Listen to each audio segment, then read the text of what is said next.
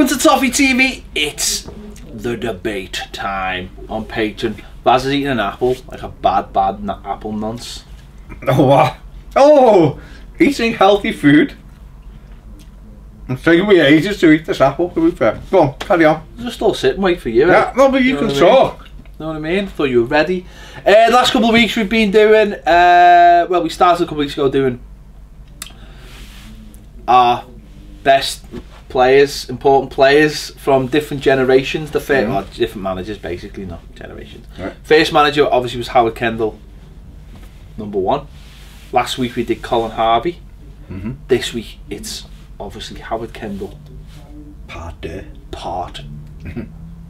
2. Yeah, so obviously Howard came in back to the club after we got beat by Sheffield United in the League Cup. So was it 1991 November 91, yeah. Or is that 91, 92? Maybe 90. What? We've done well here with the planning, haven't we? I thought you knew this stuff. November 90, say. Let's just say that. Let's say that. And he stayed till December 93. 93, yeah. We know that. That's fact. Yeah. That's fact. So, to make it a debate, who do you feel was Howard Kendall's most important signing? Most important or best? We've been doing best. Now you reword it. Have we? Well, this is, if you say most important, okay, right? Yeah. Don't say it's a different slant because of what happens in the future. If you're saying best, okay. I know, but if I say best, there's only one winner. So I'm trying to like broaden the perimeter slightly. No, but I'm just going with the one. Alright, for argument's sake, I'm going with mine and you go with yours, and we'll just have a chat anyway. When we get a difference, it'll still be a good video. You know this. Yeah. Go on, who's yours? Peter Beardsley. Oh man. Oh man. Why are you, man? Oh, what a great player! Like coming to the club from £1 million from Liverpool, and he was exceptional. But he had been playing with John Barnes on one side, and Houghton, and Ian Rush, and he came in and he played with a load of shite at Everton. Go on, talk me through Peter Beardsley. Just that unbelievably talented footballer, being fantastic for Newcastle. You know, people forget he was at Manchester United and was released and went and played some soccer for Vancouver and Whitecaps.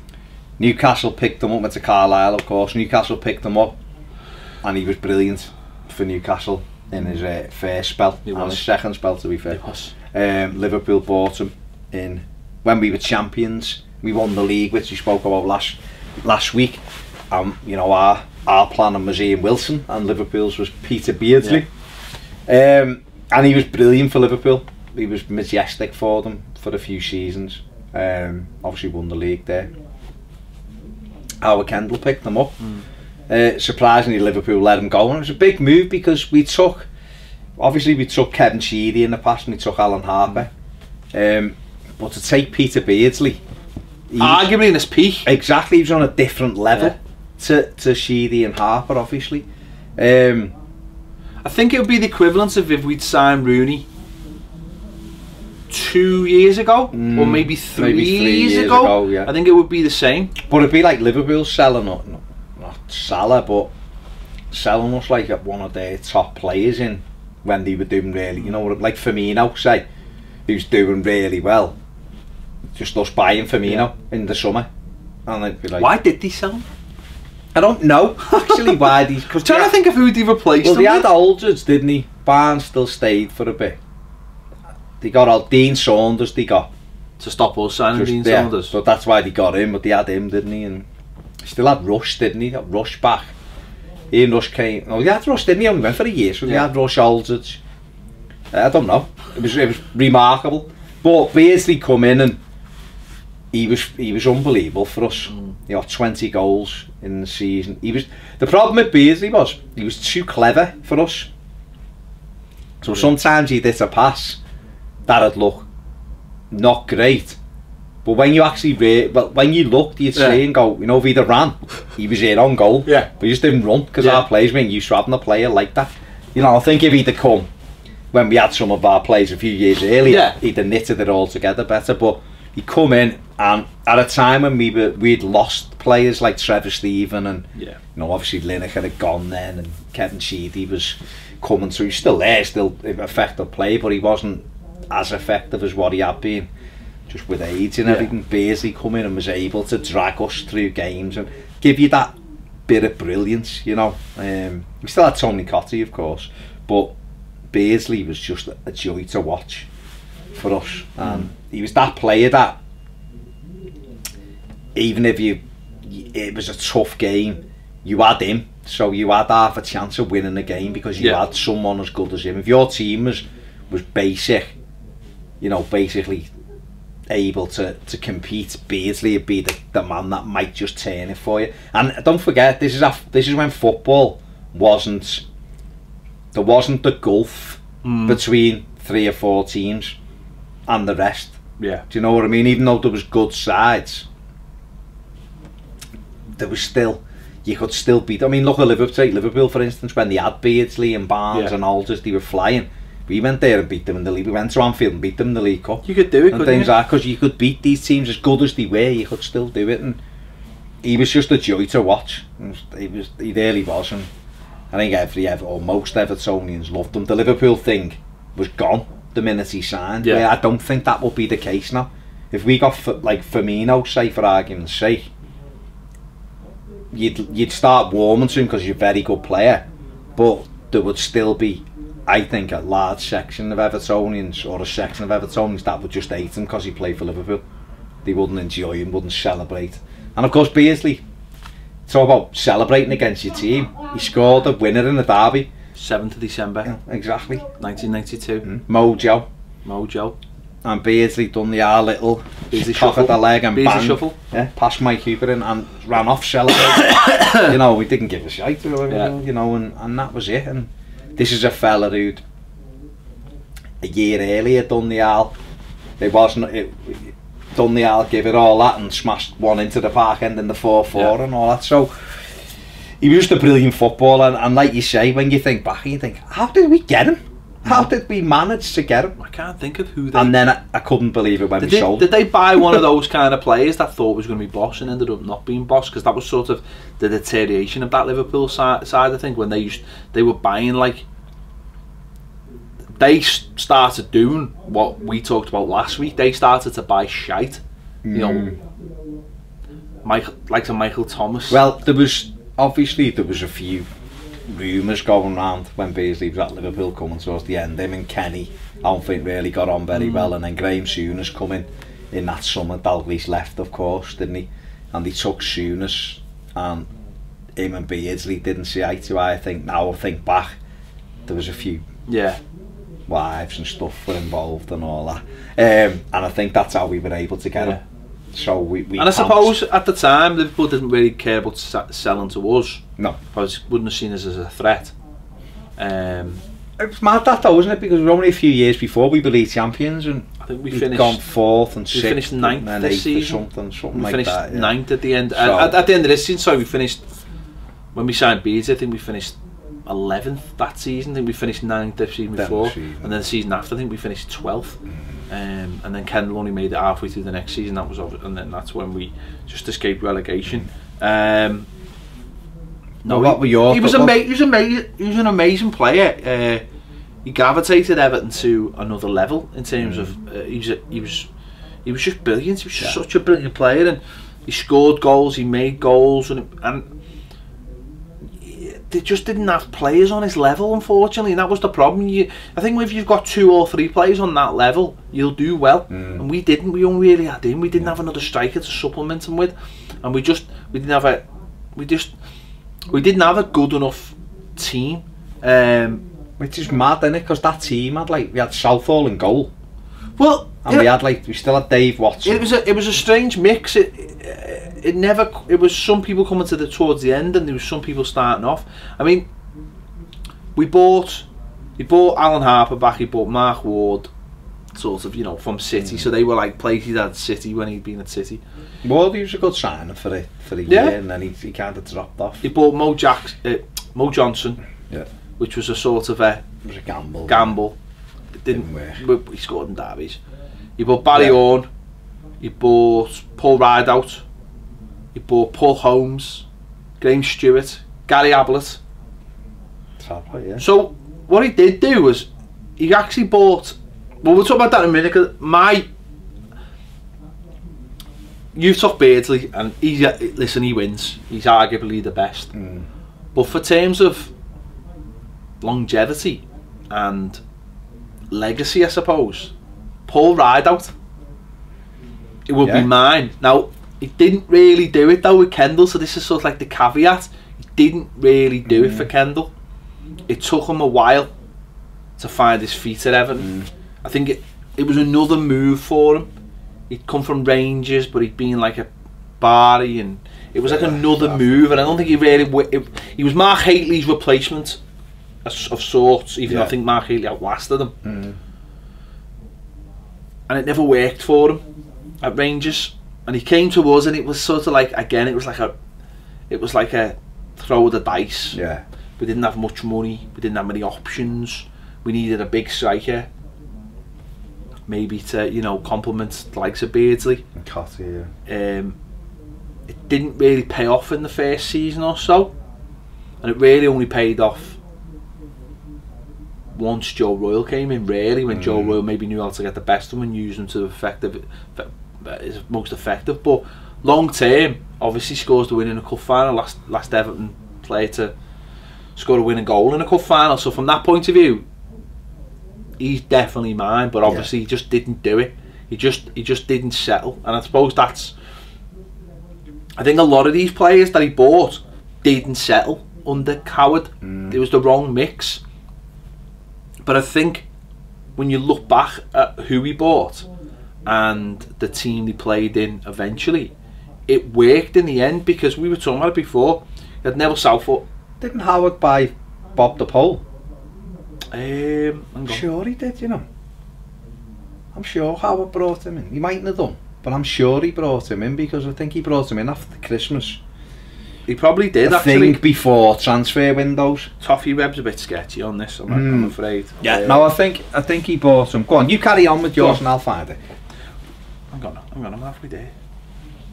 But I think you're right in terms of what you say. A lot of the signings from this era came to fruition under Joe Royle, or in that, didn't he? He grew into the Everton career. So again, Howard Kendall putting down.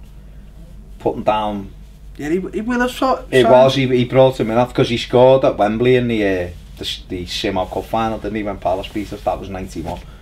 That was April 91, and I think he was. He'd only been there a few months. As the flying winger. I'm almost certain Howard bought him. But yeah, and that was the thing about it, is that like a lot of them. March 91, Howard Kendall signed him for £500,000. Yeah. Why isn't that on Toffee Web? Well, but I remember Kendall getting him in, and he was quite pacey as well. He was one of them, and he scored a really good goal. And I was just thinking when we beat Man United 3-0 when they won the league, and he scored, Beardsley scored, and Bob the Pole scored, didn't he, in Mojo. And we battered United 3-0 at Old Trafford, and they went on to win the league that season. But you're right, I suppose Paul Rideout, he came in again a gamble. Kendall had done this with Andy Gray, only Andy Gray was a little bit older, where you'd looked at him and gone, I wonder why we're buying him. And when we spoke to Bob Latchford, when we interviewed Bob Latchford a couple of years ago, he said it was between him and Andy Gray to come back, wasn't it? And obviously we got Andy, and things went from strength to strength. And I suppose Paul Rideout was a little bit like that for Howard. It was a centre forward that was, you know, I suppose fitted the mould of being a target man.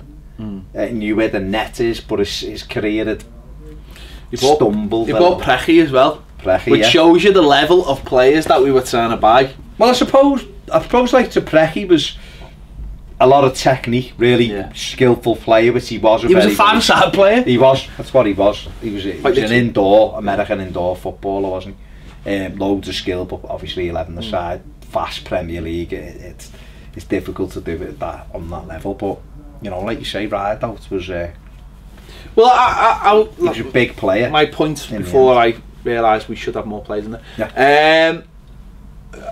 He had Neville Southall in goal, obviously bought him the first time round. He had I'll just eat this while you carry on. Go on. Matt Jackson. If we're talking about the 95 team, Matt Jackson was at right back. Right, he bought Matt Jackson. Dave Watson, centre back. He bought Dave Watson. Yeah. In the first period. David Unsworth. Give him his debut. And then Spurs brought him through. Scored. Gary Ablett, left back. Signed Gary Ablett. Barry Orne, centre midfield. Yeah. Signed Barry Orne. Yeah. Andy Hinchcliffe, left midfield. Sold him from Man City to Everton. So therefore played his part in that deal. Paul Rideout up front and Graham Stewart up front.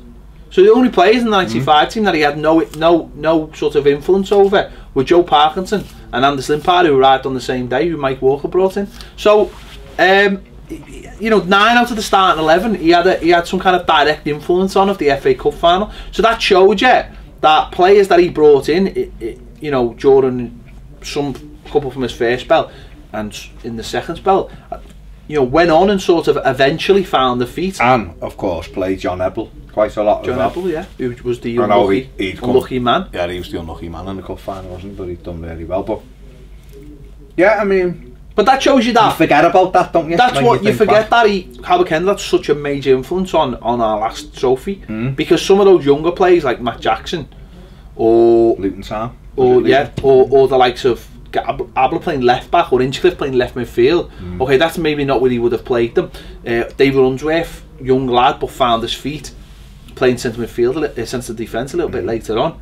Graham Stewart, who I remember when he bought him, and he said this fella's like Trevor Stephen, and it didn't really work for him in the first year. But then gradually he got used to the club and started playing more games, started to score more goals. Paul Rideout had a slow start to his Everton career, but by the time Joe came in, so Joe took all those little things. Barry Orne, who everyone fucking hated for 2 years, then scored a goal against Wimbledon, and then in that season under Joe was absolutely amazing. So these players that were either too young or played in different positions or whatever, suddenly under Joe Royle found a different thing. So it's interesting that so many of that 95 team were Howard's players one way or another. It just didn't work out, but obviously we know that he had a tough time Howard at Everton in the second. There was so much expectation. I remember when he came in, I remember seeing how happy my dad was, thinking, you know, the good times are going to return, because we weren't that far away. No, we weren't a million miles that far away. So. We finished 9th in his first season that he came in on, and the jump. He come through. We were lower down. We were 16th or something, and Colin Harvey got so we finished 9th, and the Premier League wasn't quite on us yet, and there was a lot of optimism that he could repeat a success. Well, he come in and I remember we lost at Sheffield United. Colin was having a bit of a bad time, and there was good players they just weren't playing. We got beat at Sheffield United, went out in the cup, and Kendall had been, Howard had been doing well at Man City. He turned him into a decent side, you know. And I remember we lost that night, and it was like Colin's gonna go, and it was just like, oh, for fuck's sake, you know. And the next day, Howard Kendall was named. It was like he's coming back, and you were like, oh my god. And he come back, and I just remember thinking, Reedy took the City. I remember thinking, we're gonna start winning trophies again. Howard's back. That's it. Liverpool fans were actually genuinely worried at that time. No, heads were falling off, but genuinely falling off, because they thought, fuck, he's back, and he was brilliant when he was here. And that was the optimism, and it was like we got, you know, like you say, we improved under him that season, won games, and okay, we finished 9th, which wasn't fantastic, but that summer, when I got Beardsley, got Mark Wood, you know, from City and stuff, and I remember we beat, I think that was his first season or the second, but I remember we beat Arsenal 3-1 at home, and Ward scored, and you were just like, things are looking good now. You know, we had players, and Beardsley was pulling strings, and we still had, like you've mentioned before, Southall and Watson who were mainstays there, and you felt as though it wasn't a million miles away. We could get up and get back in, and you know, there was talks of getting back into Europe, you know, the ban being lifted and stuff, and you were like, we can get in the UEFA Cup here, because it was like the top 7 at that time. Finished, you know, you just got in. It wasn't like FA Cup thing, and you still got in for winning the cup, but it was like the league placings were like top 7 or something, 6 or 7. You were like, we can easily get into Europe here. And I don't know why, when I look back, seeing that the players we had, it's difficult to see where or why we didn't, because we had the manager, I think, and we had some of the players. I think a lot of it goes down to trying to reproduce maybe what had worked the first time, going out and buying a Matt Jackson, being like a Gary Stevens, getting a Graham Stewart, thinking it's going to be a Trevor Stevens, buying play. And also we didn't. I think the main thing is we didn't have the strikers. No. But we had Cotty, but again, Tony Cotty was 6 games on the run he'd score for, and then he wouldn't score for 10 games. Well, that's it, and that was the we problem. We just didn't have the ingredients, and we didn't have. And other teams had got past us, you know. Don't I think it was more than anything the centre of midfield. Yeah.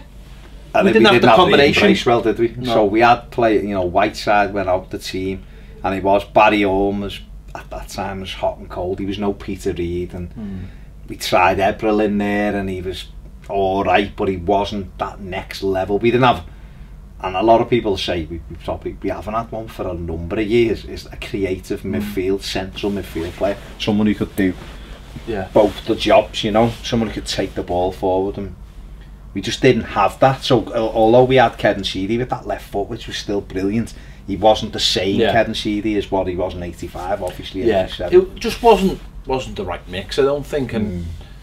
And but we had some good players. We did, but it just wasn't their time. It wasn't their time, and Howard couldn't get the best out of him, and he couldn't bring in players he wanted. Obviously, famously, he left when he tried to get Dion Dublin, and the club wouldn't give him the £2 million, which 1.5. Well, now just seems an absolute snip, because it was nothing. It was buttons. It was absolutely ridiculous, because it was similar with the Shearer thing. You know, we allegedly offered 3 million for Shearer, and Blackburn wanted 3.3, and we wouldn't pay the 300 grand. You know, and he wanted to come here and all that, because obviously Everton and I know Blackburn were ambitious and coming up, but Everton were Everton at that time, and you know, 300 grand we could have had Alan Shearer, who won Blackburn the league basically on his own. We would have had him in that team with Neville Southall and Dave Watson, and that, you know, who knows what we would have done. So the Dion Dublin thing, he'd been frustrated and trying to get some signings, and he'd identified him, and he probably would have done us a job. Big target man, would have scored goals. Like you said before, we had players, just didn't piece them together properly. You know, we had Cotty, so he would have got knockdowns. Beagley was wide, would have put crosses in. So Dublin would have been effective for Everton, and I remember we beat Southampton at home 1-0. Beagley scored.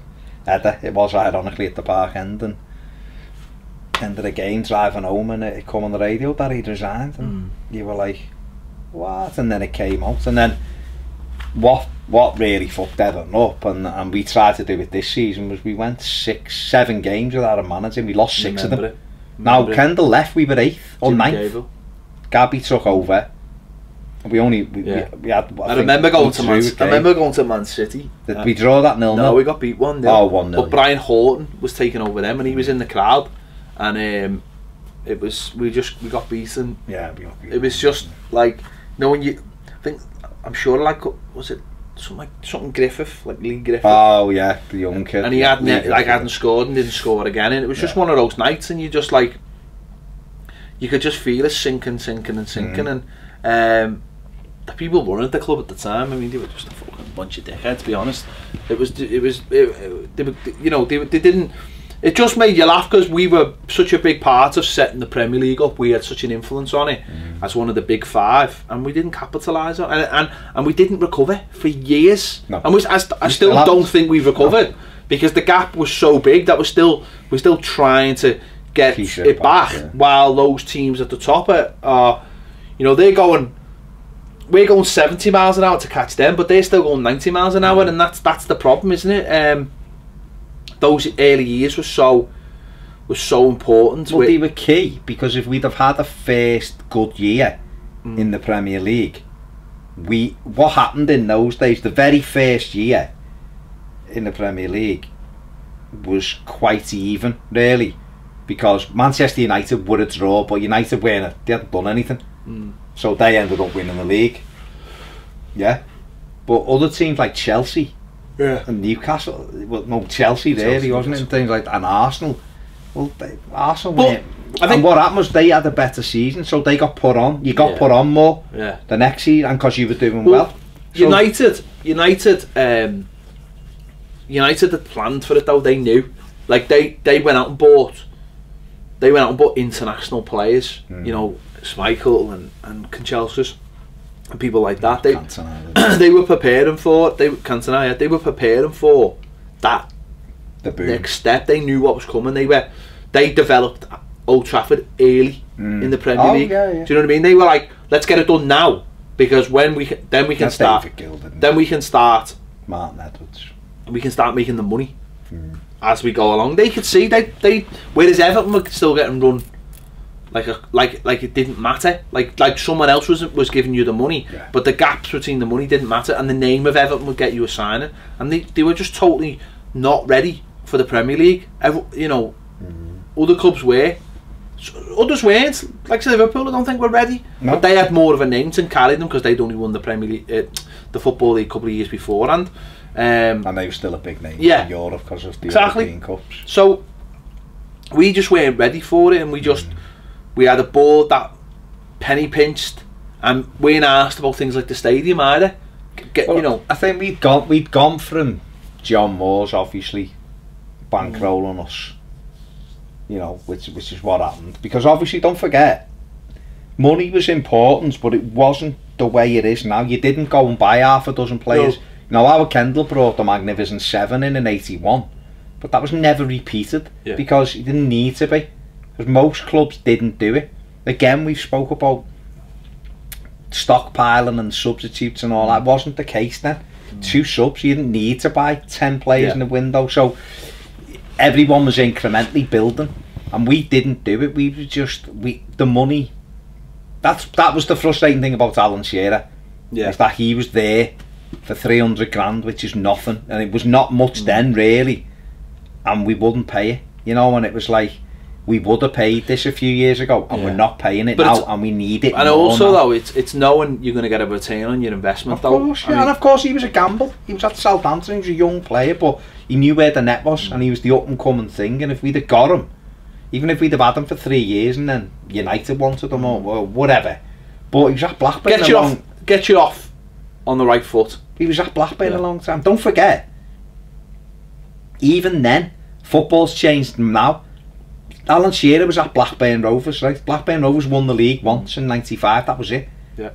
But no one he only went to Newcastle because that was his club. He'd been at Blackburn for a few seasons, you know what I mean? So we would have been at Everton for a few seasons, and who knows what we would have achieved with him as a centre forward. But that was the short. I mean, Dublin, when he had a great, great career. Scored goals for Coventry. United, he scored a few. Obviously broke his leg early on, scored a few, and then went to Coventry and was a fucking nuisance. And Villa, against us particularly, he scored a lot of goals because he was a big, powerful centre forward, and he would have been a focal point for us. And who knows, with Andy Hinchcliffe's left foot, how many he would have got, you know. So it was little things like that you can see when you unpick it. You go along, don't you? And I think we probably said this last week. You go along and you just go, oh yeah, remember that and remember that. But when you actually unpick it and look at it closely, you kind of go, no wonder. Look back, no wonder. Look at the mistakes we've made. And whereas other clubs have tended not to make as many as us. Everyone's made mistakes, but we've allowed ourselves. It's not hard to see how we've fallen away. Even you know, going back to some of the developing the club and the stadium and stuff, there was no, you know, even after Kendall, but doing the Park End, wasn't done with any, like, no one sort of sat down and went, right, we're doing this park and it's going to be amazing, we're going to put, we need boxes. Double tier. Yeah, we need boxes and all the rest of it. And that, no one sat down and there was never any plans. I remember the first time I saw the parking was walking in, the first game of the season against Villa and seeing it. That was the first time I'd seen the parking. It looked good because it looked good because everything else looked older. So therefore something and the new. parking before it was terrible, wasn't it? But flat ball. But again, though, someone with a bit of ambition would have gone. And I know again it's a different era now. It's Johnson, but you're going. Someone with a bit of now should have gone. Right, we need executive boxes. We need to bring money in. But that was planned. No, I know, but I'm just saying. The plan was those things stand executive boxes all the way along and something above it, a bit like the Holt end at Villa. Well, a bit like Blackburn, like the thing, like and a bit like Blackburn. Yeah. But that was the plan, but for some reason it got scaled back. We didn't even pay for it. That's why the Football Trust paid for it. We didn't pay for that park. We never paid for the park end. This is how ridiculous this club was run at the time, or the people running. And again, I know it's two different sets here, but it's people who just didn't have any idea of where football was going, and I just don't. That was always our biggest. Peter Johnson did have, and I suppose we should probably do this with. But we will do with the next one. But Peter Johnson did have some good ideas, but for one reason or another. But I don't know whether it was it. But I just think that the club at the time, we were just held back by people who thought that's enough, that's just enough, just enough is enough, and maybe that's carried on for the last 20 odd years. But it's like that's just enough. But those things that held us back then continue to hold us back. Those decisions that were made in the early part of the 90s, these years under Kendall, and they're the reason why we fell so behind. Is because, you know, if you can't compete, if you can't compete off the pitch, if you don't have a big shop, or see, as I say, go back to Man United. I remember that first year in the Premier League, or the second year, whatever, when Man United were building those ends and getting those ends built, and it was almost like, well, if we do it now, then the success will follow.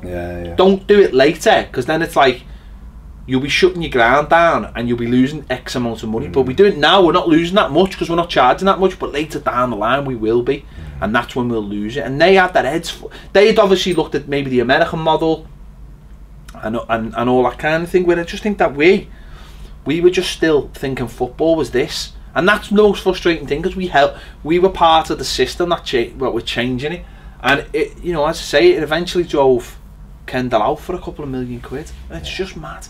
It's just mad. And you know, I look at that team and it's sad, because if he'd been allowed to take the team on, and then I know in previous video I've talked about Philip Carter, but I think Carter, one thing I will say about Carter is he had a chance to sack Kendall, and he never, and I imagine he never, it's because he believed in his vision.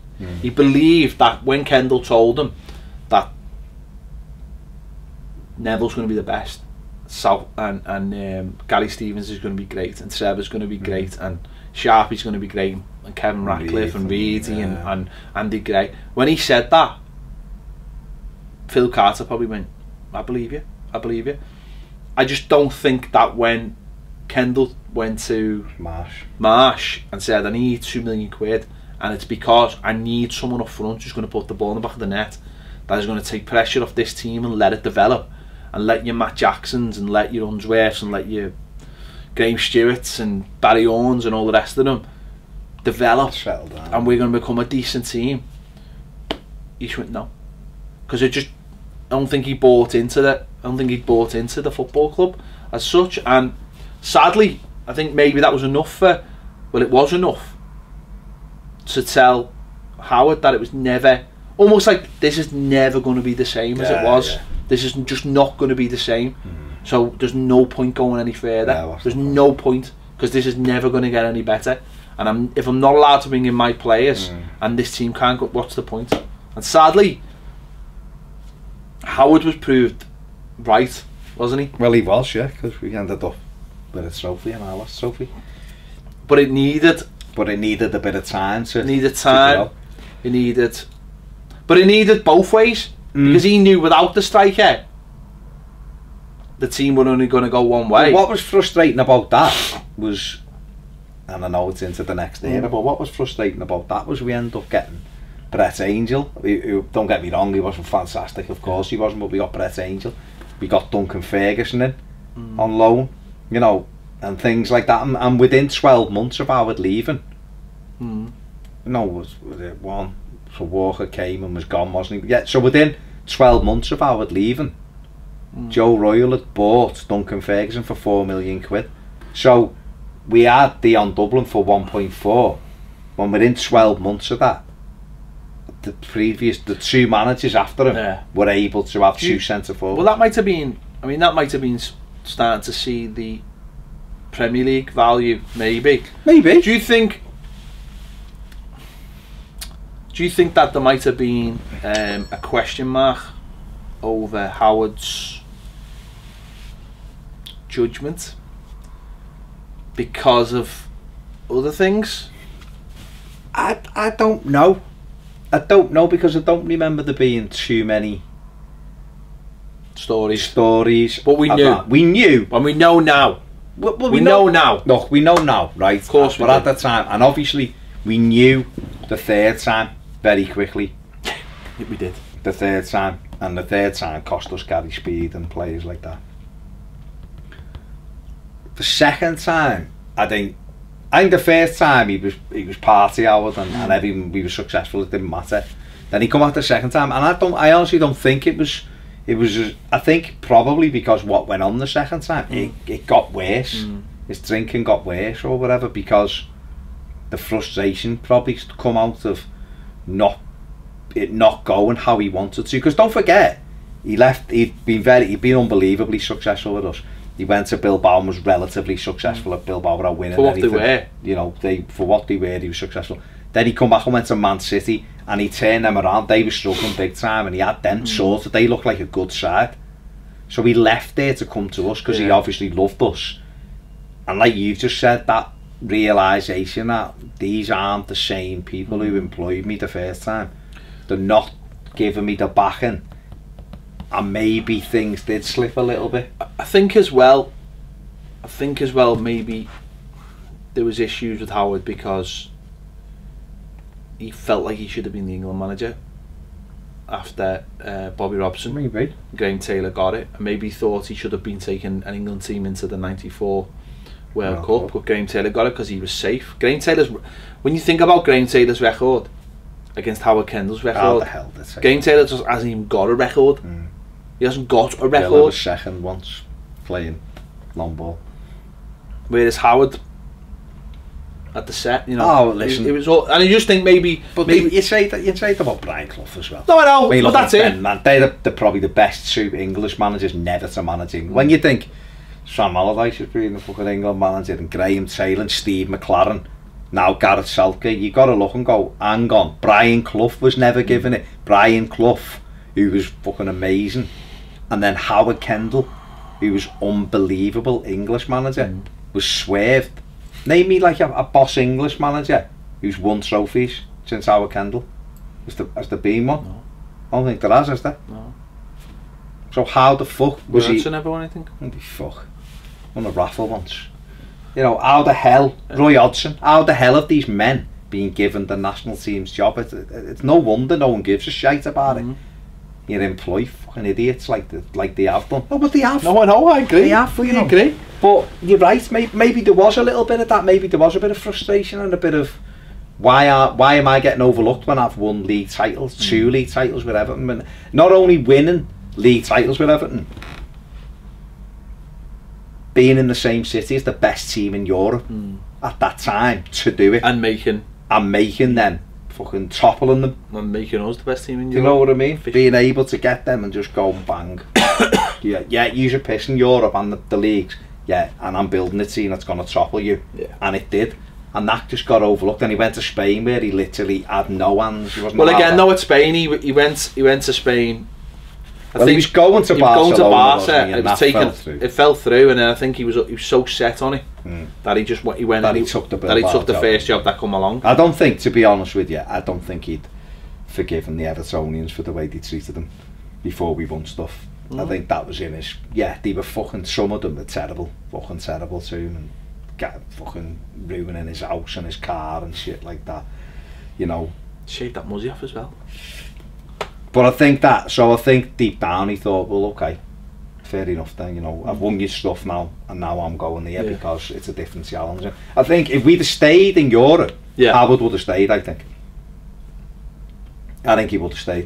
Bought Lineker with the plan that we'd go on. In his mind, coming towards the end of 85, won the Cup, Winners' Cup, European Cup next year. Fucking, this is the big one, I'm going to do it. English manager, bang, man, I got Lineker.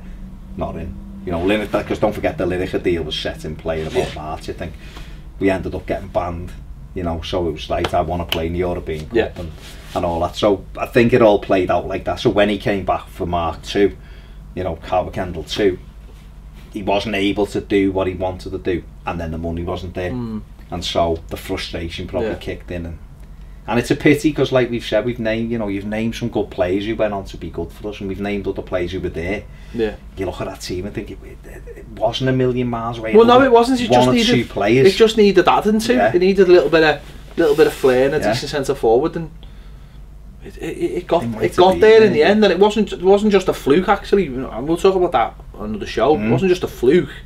You know, it was a decent team, but again, sort of the same things happened over again. But I suppose in the next era, it was to be a funny video. It'll be hilarious. The next one, it's a couple of good players, isn't it? It could be. But the next one would say the same, wouldn't he? He would say, well, I coached them and got them ready for this, and then someone else come in and my team won it. So yeah, he could say that. He can say once. He's a light. That's why he's in Cyprus. He'd be a light cunt, like, working on the bins. What? There you go. Who could we be talking about? Dear Avi. We haven't debated much, but you can't debate Peter Beers. Peter's the best, mate. I can't even have an argument with you. But I think that the ride out though, I think you're right. He ended up playing a fucking massive part, and will do forever in our history. I honestly believe, right, there'll be some Evertonians out there, younger Evertonians, that mightn't even know who Peter Beardsley is and if he ever played for us. I think there will be. No one watching this, because we've got like the hardcore super supreme Evertonians on Patreon. The Turkish are welcome as well. We love the Turkish. Oh, I love the Turkish. But they'll know who Paul Riedelt is. They'll know who Paul Riedelt is. Of course they will. Yeah, well, he's right. Listen, it's got the win, isn't it? A cup final, so rightly he should be held up in high esteem. So I win. There you have it. Let us know your thoughts in the... Well, you know, I mean... What else? It's a debate. We've just debated. That's the debate, that part. So let us know your thoughts in the comments. Who wins? Beardsley or Rideout? Let us know. Should have been doing this every week, shouldn't we? Just thought of it. Anyway, see you later.